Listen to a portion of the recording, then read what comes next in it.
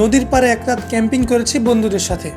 নারায়ণগঞ্জের লাঙ্গলবান বাস স্ট্যান্ডে যেয়ে এই ব্রিজ পার করে অটো নিয়েছিলাম কালী মন্দির যাব বলে। কালী মন্দিরের পাশেই আমাদের ক্যাম্পিং স্পট রিভারেনো অ্যাডভেঞ্চার, ওদের ফেসবুক পেজও আছে। জায়গাটা খুব ছোটখাটো, নদীর পাশে মাচা বসানো, যার উপর আছে বসার স্পেস, শুয়ে থাকার হ্যামক, পাশে ঝুলে থাকার দোলনা। একটু ডান দিকে এগিয়ে গেলে একটা ব্রিজের উপর ফুল দিয়ে সাজানো। এর পাশে একটা কুঁড়ে ঘর, যা চাইলে ভাড়া নিতে পারবেন।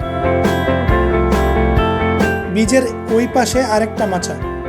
এখানে বন্ধুরা বসে আড্ডা দিয়ে নদীর ভিউ এনজয় করা যায়। নদী দিয়ে বয়ে চলে বালুবাহী ট্রলার।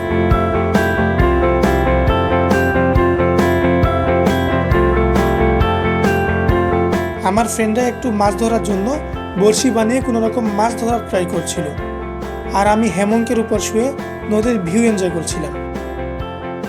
দুপুরের খাবারে আমরা নিয়েছিলাম মুরগি, আলু ভর্তা, ডাল ভাতের প্লেটার 280 টাকা করে। রাতে হাঁস, আলু ভর্তা, ডাল ভাতের প্লেটার 380 টাকা করে। সন্ধ্যায় বারবিকিউ আয়োজন করা হয়েছিল পার পার্সন 250 টাকা কস্টিংয়ে।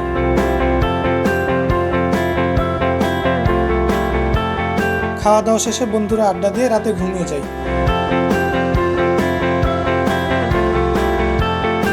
সকালে খাবার প্লেটার নিইনি, কারণ ব্রেকফাস্টে আমরা এখানে ছিলাম না। একটা বুথে 2 জন করে থাকে, পার পার্সন খরচ পড়েছে 500 টাকা করে। এই 500 টাকা আর খেতে যা লাগে তা যোগ করলে আপনাদের খরচ দাঁড়িয়ে পড়বে। আর আপনার কি মনে হয়, এরকম সাদামাটা ট্যুর দিবেন নাকি 2 একটা?